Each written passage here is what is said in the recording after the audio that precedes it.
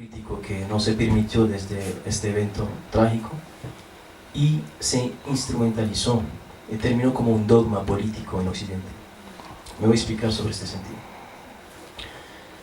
Primera cosa, las versiones y lo que hemos recibido. Nunca se hizo una investigación de instituciones que no sean las instituciones nacionales de Estados Unidos de América, y es la razón oficial por la cual claramente después todo lo que se define en los sentidos de las políticas internacionales en cuanto a este evento, que va a cambiar claramente desde el 2001, será trágico para mucha gente, que sean musulmanas o no musulmanas. Es trágico también por nuestros ciudadanos de Estados Unidos, que sea todo el tiempo bajo el temor y bajo este sentimiento, porque ya, hay que decir, ¿qué es lo que cambia? Es la pregunta. Cambia en nuestro sentido que se define por un grupo, vamos a decir, para ser justos, que es el grupo en el poder en el momento del señor Bush, en este momento que es el presidente de Estados Unidos de América, que dice las nuevas cruzadas, directamente habla devuelve el tono a las cruzadas. Claramente es una falta claramente de prudencia, porque claramente se llama directamente a la enemistad, en todo lo que refleja este sentido de las cruzadas. ¿En contra de quién? Pues otra vez el enemigo designado para el tiempo, que es el Islam, y muchos lo entendieron así. Después claramente cambiaron desde ese momento la palabra Islam o cruzadas, perdón, por guerra en contra del terrorismo. Después se llamó así.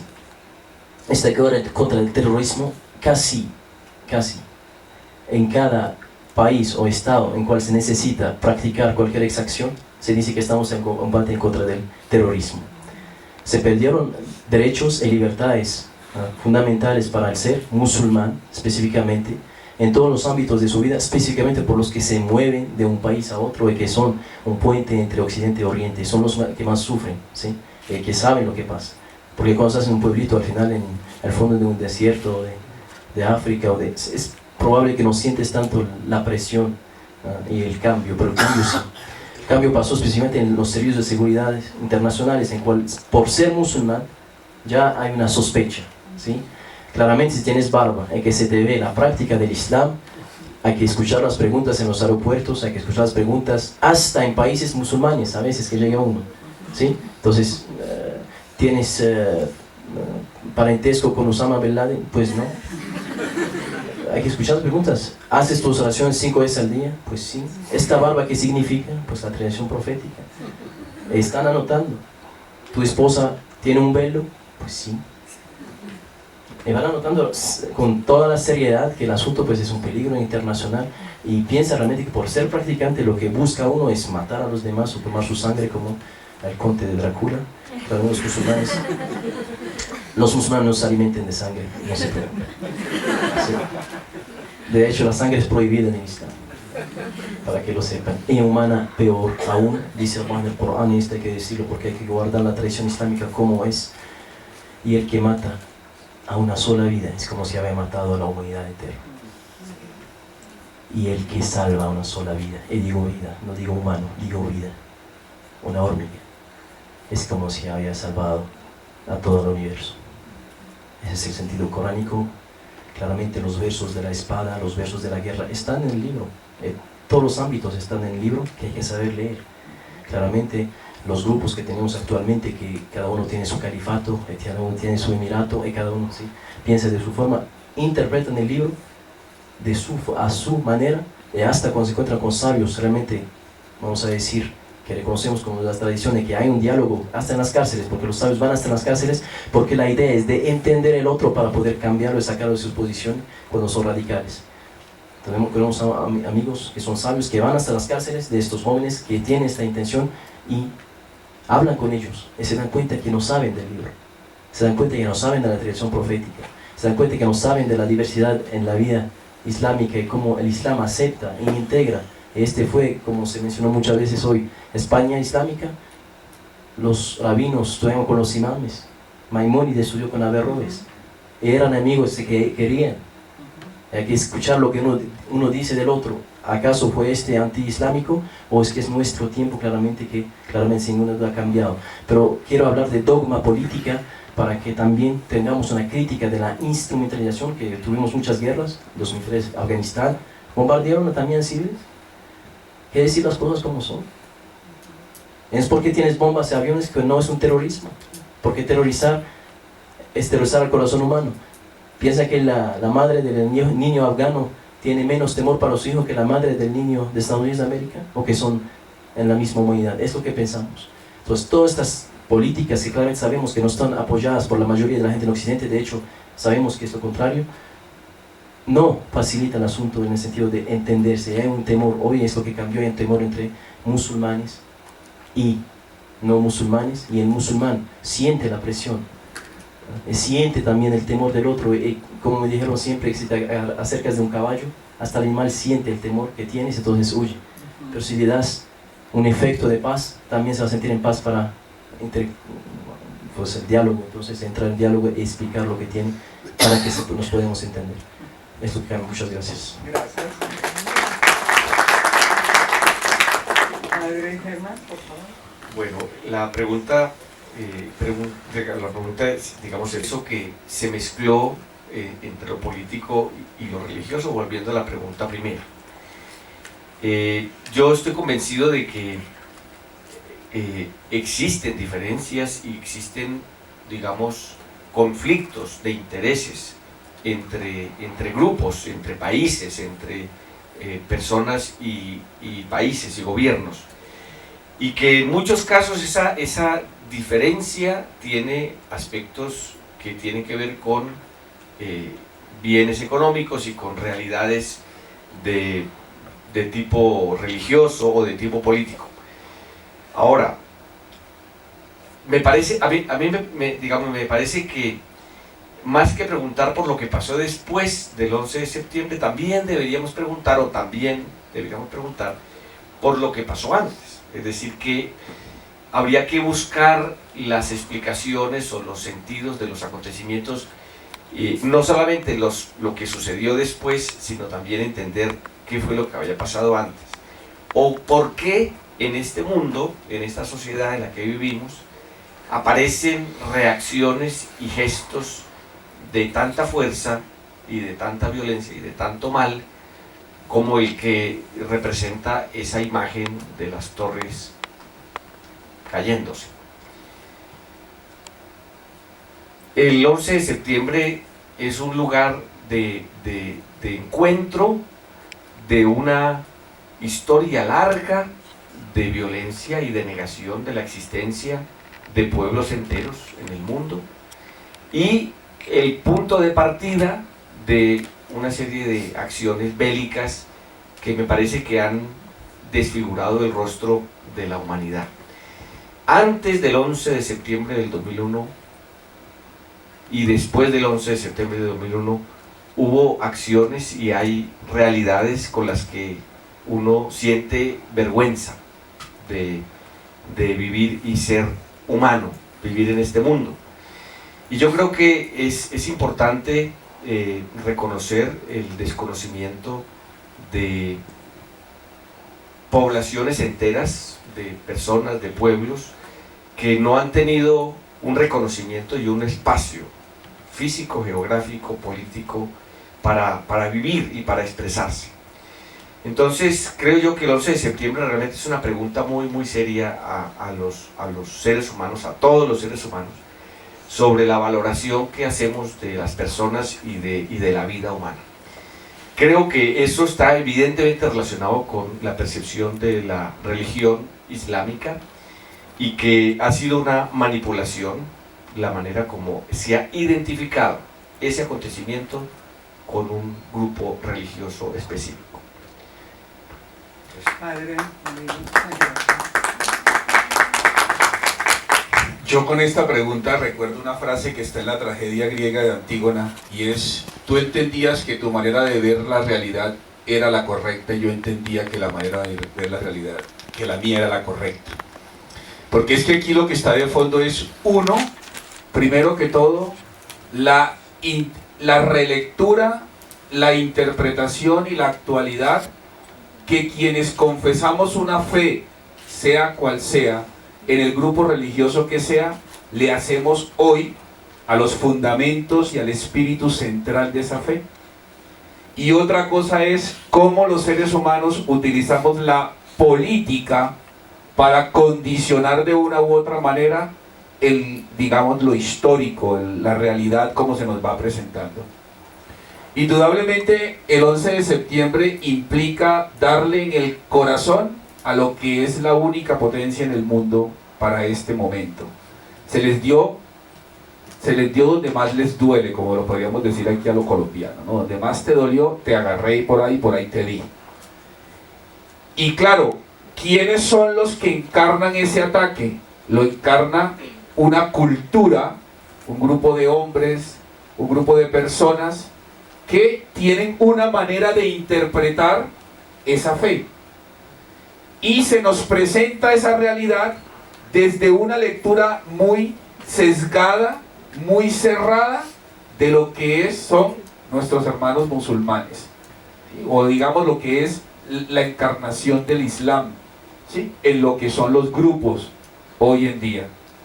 Y eso va a hacer que nuestra lectura sea bastante, digamos, ignorante de esta realidad, porque empieza uno a ver muchísimas lecturas y, por ejemplo, que se limitan a decir que el Islam produce personas violentas de una manera agresiva, fundamentadas en el elemento de la yihad. Yo creo que hay una ignorancia bien grande, porque es que no nos hemos acercado a ver que lo que hay allí es una propuesta espiritual distinta de crecimiento de la persona en ese seguimiento, en ese camino como propuesta.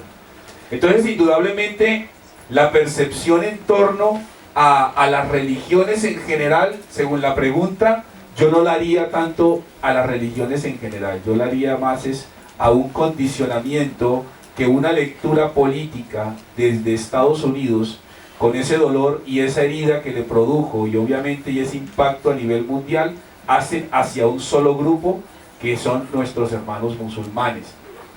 Pero independientemente de ello, yo sí siento que lo que hay allí es que cuando la interpretación que hacemos a nivel individual o grupal de una confesión de fe impacta a nivel social y político ciertas estructuras, eso automáticamente vienen estos condicionamientos, ¿no? Y pues claro, porque resulta que la lectura que hay en Estados Unidos, que también es una lectura cristiana, fundada en un calvinismo, no lo podemos olvidar, donde se promueve toda la libertad individual, y de la puerta de la casa para adentro yo hago lo que quiero, construyo lo que quiero y celebro lo que quiero y vivo como quiero, pero en la esfera pública se me demanda y se me exigen unos comportamientos en los que yo debo respetar lo común, en los que lo mío individual no puede llevar y perjudicar lo común, y lo común no puede ir en contra de mi libertad individual, ¿no? Yo creo que estamos en el área de la ciencia política y relaciones internacionales. Recuerden a nuestro amigo Rawls con toda su propuesta del liberalismo político, ¿no? Es decir, yo entro y hago lo que quiero con mi vida. Entonces, cuando una propuesta, una interpretación religiosa impacta de manera tan fuerte lo social y lo político, automáticamente vienen una serie de lecturas y unos mensajes donde gana más la ignorancia y la manipulación interpretativa para condicionar a que automáticamente decir musulmán es sinónimo de una realidad como terrorismo, que yo creo que eso está mal fundado y es un error muy grande que nos ha hecho daño bastante en la convivencia humana, ¿no?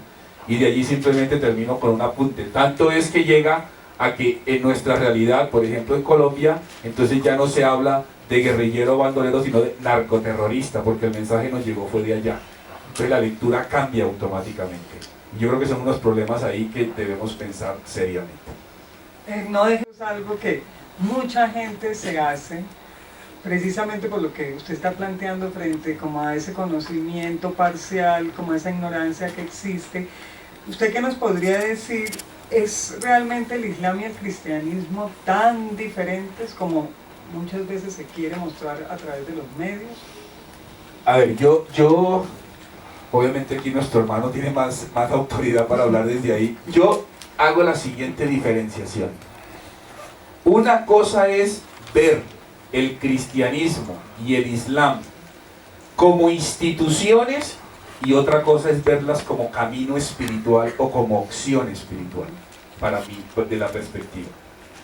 Yo tengo aquí un texto del Corán de una edición que lanzaron en la Feria del Libro y tengo aquí el texto de la Biblia. Y uno empieza a leer ciertos párrafos y uno dice, pero esto coincide más que cualquier otra cosa. Entonces en las dos aparece Dios es perdonador, Dios es clementísimo, Dios es misericordioso. Aparece, que estaba buscando ahora pero se me perdió el texto porque lo estaba revisando. Entonces Dios nos crea, Dios nos envía, Dios nos da misión. Entonces si uno va a ver la esencia como camino espiritual, yo siento que tenemos una fuente original, tenemos una experiencia fundante, ¿sí? La experiencia de un Dios que ama al ser humano a tal intensidad que se le revela y le ofrece un camino para ser feliz. Obviamente el camino ya en lo concreto tiene unas diferenciaciones que se van a aparecer en los mismos textos, ¿no? Ustedes saben que para nosotros Jesús, o bueno, los que somos cristianos, Jesús es una presencia real de un Dios que se hace humano y nos hace una propuesta porque comparte esa humanidad y nos da el derrotero a través de un Jesús concreto, ¿sí?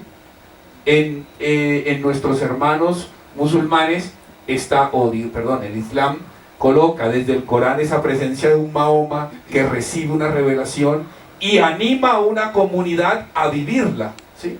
Ya ahí empiezan a aparecer esas diferencias, pero para mí tenemos un origen fundante, que es una experiencia de un ser divino que se revela y quiere que el ser humano sea feliz, con propuestas que se van diferenciando y que los textos fundantes lo dicen y lo expresan. Ya después, cuando nosotros volvemos institución a lo largo de la historia, estas experiencias, los volvamos un marco de organización, obviamente empiezan a aparecer unas diferencias bien fuertes, ¿no? Donde nosotros tenemos una estructura jerárquica que es monárquico-jerárquica, y valga la redundancia, tenemos una cabeza, esa cabeza da unas directrices y tenemos unos liderazgos y tenemos unos procesos, ¿sí? E inclusive el elemento interpretativo y actualizante de las mismas experiencias que estamos hablando van a condicionar la realidad.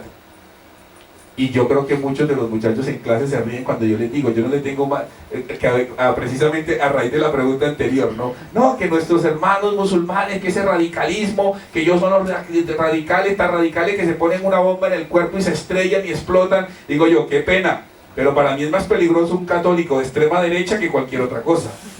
Sí, o sea, son realidades.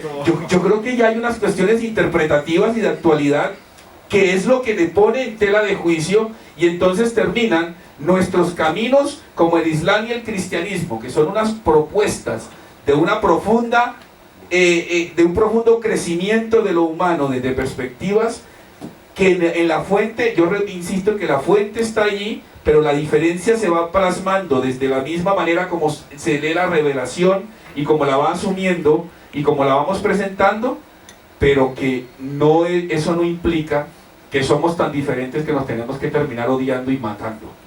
Yo creo que hay una cuestión que es importante que nosotros, porque las dos propuestas son de una humildad, de una sencillez, de una propuesta de paz y de una propuesta de convivencia muy fuerte.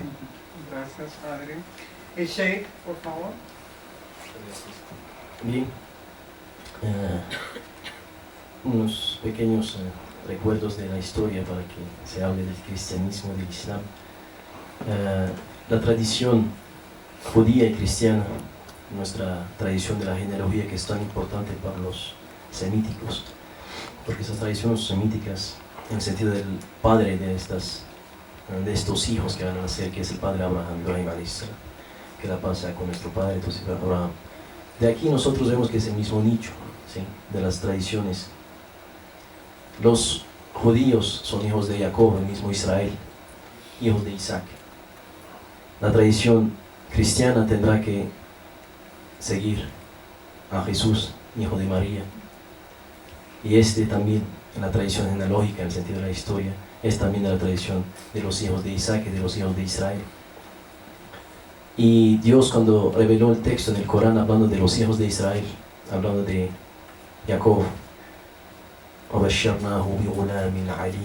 dice Allah en el Corán, y le dimos un hijo de conocimiento, un hijo sabio. Y para siempre en la tradición nuestra reconocemos que el conocimiento real de las cosas del mundo vuelve a los hijos de Israel en el conocimiento. Y cuando Abraham tiene su primogénito, que es el padre Ismael, y que es la genealogía, el ancestro del profeta Muhammad, el último profeta, y nuestro profeta Muhammad del Islam, sallallahu alaihi wasallam, dice Allah en el Corán, وَبَشَّرْنَاهُ بِغُلَامٍ حَلِيمٍ. Entonces hemos dado la buena noticia, la buena nueva a Abraham de un hijo Halim, magnánimo, hablando de Ismael. Los primeros son los elegidos. Los segundos, hijos de Ismael, son también en el sentido islámico de los elegidos. ¿Pero por qué magnánimo? Porque para siempre en el comienzo de la historia quedará la revelación por los hijos de Israel, excepcionalmente. A través del nacimiento de Ismael y de la tradición que llegará a través de Muhammad, la elección es de la humanidad por los que quieren. Ahí está la magnanimidad en el sentido islámico. Es un punto importante para decir que es la misma familia.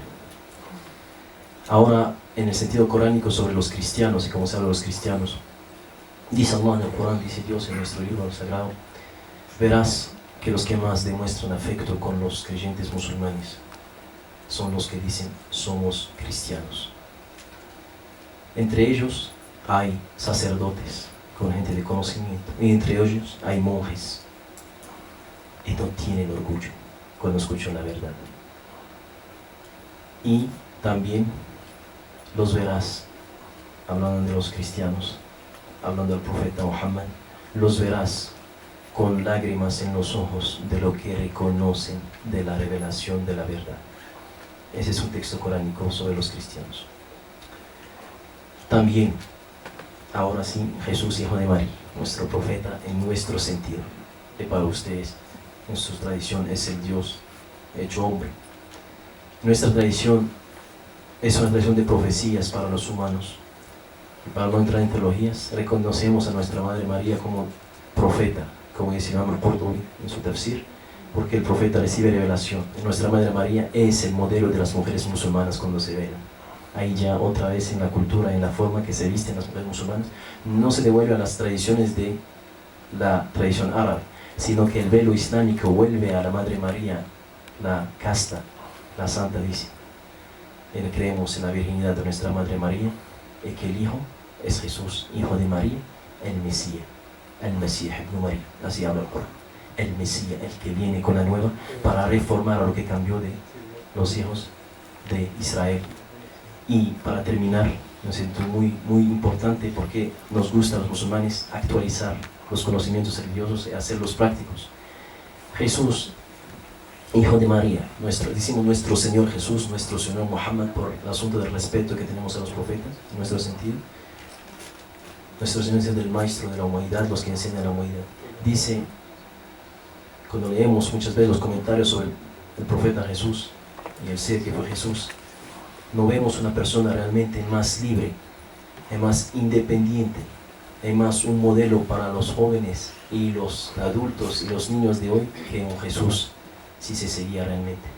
Y les voy a decir, por ser creyente musulmán, muchas veces se siente uno mucho más cerca de Jesús, hijo de María, que los mismos de su tradición, que no vemos, que guardan este modelo con emoción y compasión, claramente limitada, no en el sentido de extremismo, sino en el sentido del modelo como tal.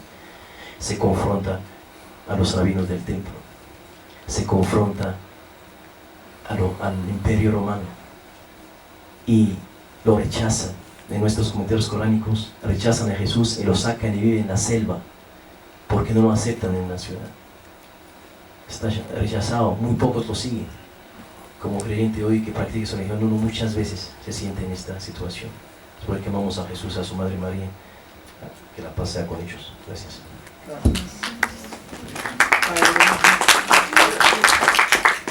Bueno, la pregunta me parece a mí que llama la atención sobre si la diferencia entre el Islam y el cristianismo las diferencias son tan marcadas o si no son tanto. Yo diría que ciertamente son distintas, somos diferentes en la medida en que, lo decía ahora el Sheikh, los cristianos creemos en la encarnación del Hijo de Dios, en la revelación plena de Dios en la persona de Jesús. El Islam creo que lo considera un profeta muy importante, pero es una distinción fundamental. Luego, ambas religiones yo creo que somos monoteístas. Sin embargo, el monoteísmo es distinto en el cristianismo. Nosotros creemos en un solo Dios, pero ese solo Dios es trinitario y es una realidad compleja y mistérica, digamos así. No es fácil explicarla, ni vamos a dar aquí una clase de misterio de Dios, pero sí se diferencia del Dios único del Islam, y creo que eso hace que, pues, teniendo una raíz común, una raíz común incluso con el judaísmo, creo que a lo largo de la historia y el desarrollo mismo de los procesos, de las prácticas y de la manera de vivir esta religión, cada una de las dos pues se ha ido, digamos, por caminos que nos han llevado a lugares distintos. Yo pienso que hay muchas similitudes, que hay muchas cercanías, también creo que hay diferencias. Yo, pensando un poco en los dos grupos humanos, creo que tengo para mí como una tarea, tanto para el cristianismo y específicamente la Iglesia Católica, como para el Islam, el seguir pensando juntos o de manera diversa, separada, pero pensando el mismo tema de la participación y del papel de la mujer en la comunidad. Los cristianos tendemos a decir, no, eso los musulmanes tienen una posición que rechaza, que oculta, que esconde el rostro, la figura de la mujer, y se nos olvida que nosotros tampoco en muchos casos y en muchas situaciones reconocemos y le damos un papel preponderante a la mujer. No creo que sea tampoco una cuestión solamente religiosa, que también lo es, sino que pues vivimos en un contexto cultural en el que hemos vivido muchísimos siglos y ya nos parece normal. Pero yo creo que pues a esas alturas de la historia no puede ser posible que siga habiendo una distinción. Evidentemente sí, porque pues hay diferencias evidentes entre los géneros, pero una marginación o una imposibilidad de participación plena de las mujeres en la iglesia y en la comunidad musulmana creo que está todavía por ganarse, y eso lo vemos el otro. Muchas gracias, Padre Germán. Creo que ha tocado un tema neurálgico y que ayer también mencionamos acá, porque una pregunta era el papel, pues, ¿qué pasaba con la mujer en el mundo islámico? Y a mí me correspondió responder y dije más bien qué pasa con la mujer en el mundo, porque no es una problemática del mundo islámico, sino que es una problemática del mundo en general. Bueno, vamos, desafortunadamente el tiempo se nos está acabando, no vamos a poder permitirles que hagan preguntas porque nos quedan dos temas que solamente vamos a tocar uno porque ya se nos acabó el tiempo. Entonces la última temática para nuestros tres panelistas es la siguiente.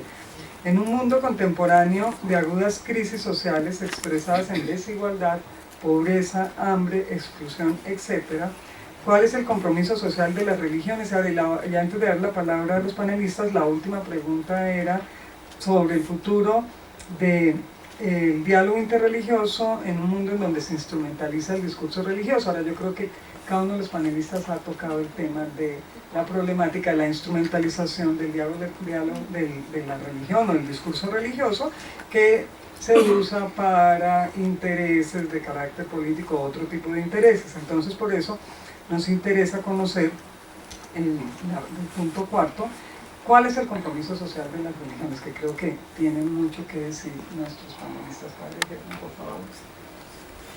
Bien, también por respeto al horario y todo, yo quisiera referirme brevemente a esto.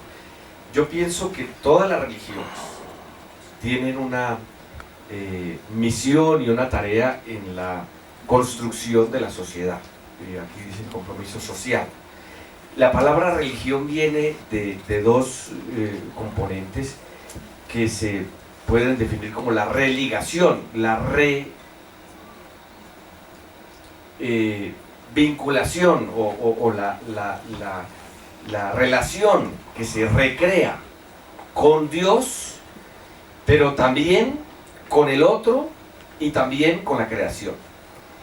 Y yo creo que cualquier religión hoy tendría que responder por el resultado que produce entre sus seguidores con respecto a la relación que se recrea con Dios y que se establece con Dios, la relación que se establece y se alimenta con los demás, con la sociedad, con los otros y evidentemente también con los demás, con la creación, con todo lo creado.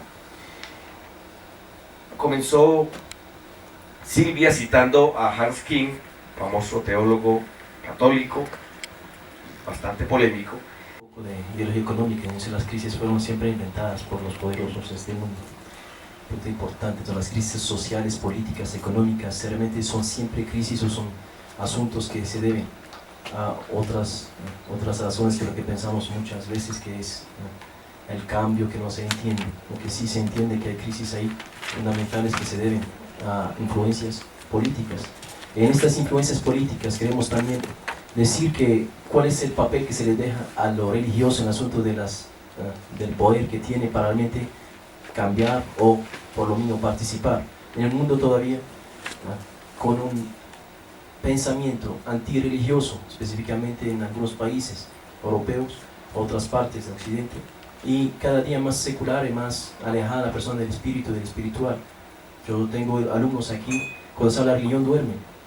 Entonces es bien decir qué pueden hacer los religiosos, pero ya hay que escucharlos para que puedan hacer y que se le dé también una posibilidad de participar también al asunto del cambio en la sociedad. Muchas veces porque eres musulmán, porque eres cristiano o judío, que te amas como una persona también creyente, que se te ve, ya hay una sospecha que vienes ahí a lavar cerebros o a cambiar los asuntos, hasta si estás limpiando la calle con el grupo del barrio, viene con una intención ahí escondida que quiere islamizar al mundo.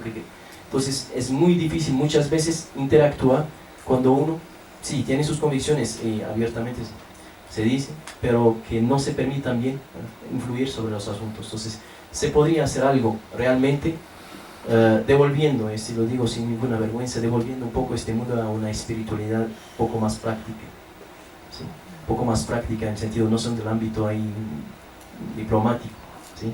Sino realmente que la gente, hasta si no creen, lo digo así abiertamente, en un Dios, que se ponen a pensar en a qué va el mundo, Me acuerdo así, termino con esta parábola que hace el profeta Muhammad en un hadith, un dicho, que dice, que dice que toda la humanidad está sobre un barco, que este mundo es un barco, que por encima del puente hay gente que está, el capitán, entonces los que están guiando al barco, y por debajo hay unas personas que viven en el sótano, y ahí se dicen, para sacar agua no vamos a necesitar subir al puente, sino vamos a hacer un hueco por debajo para ganar tiempo, para ganar también ahorrar.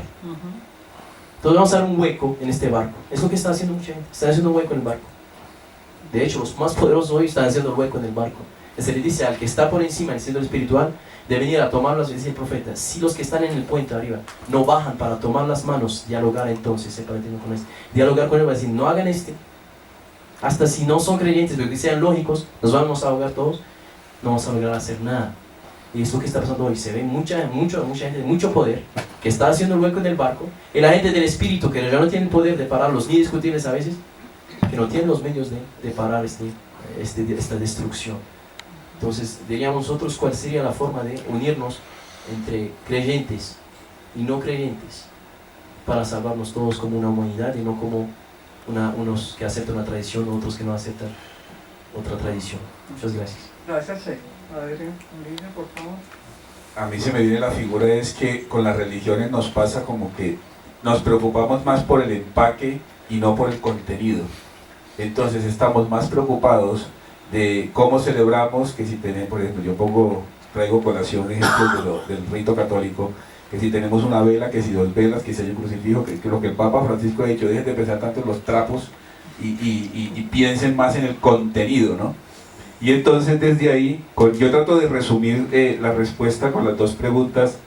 Yo me puse pues como a indagar cosas y todo, sí, porque tenía el intenso de Víctor encima. Entonces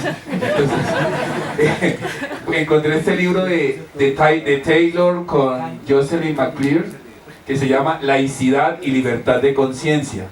Y precisamente encontré un párrafo que ni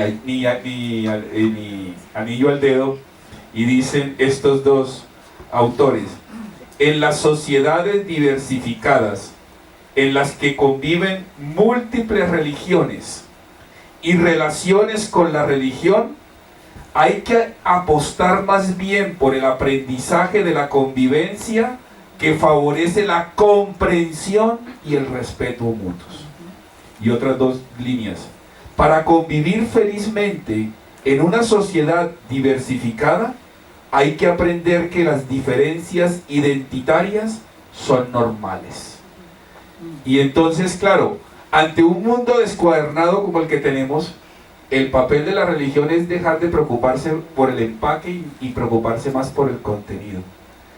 Si algo claro deja Jesús de Nazaret, es que yo no puedo decir que tengo una experiencia espiritual si yo no estoy volcado ante el que está sufriendo y ante el que está al borde del camino.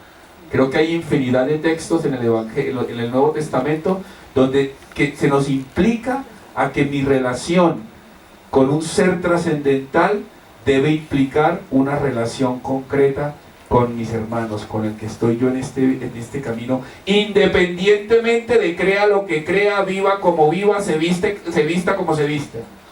Yo me la debo jugar es por el que está al lado, especialmente el que está más marginado, el que está más mal. Esa es la opción de una verdadera espiritualidad y no tanto de una institución como religión. Y obviamente el papel de las religiones es más hacia allá. Yo por eso pienso que cuando un grupo humano se dice que constituye una religión y empieza a atacar y a destruir a otro, ahí no hay nada de espiritualidad. Hay cualquier otra cosa menos el contenido real. Bueno, muchísimas gracias al Sheikh Elian Masuki, al padre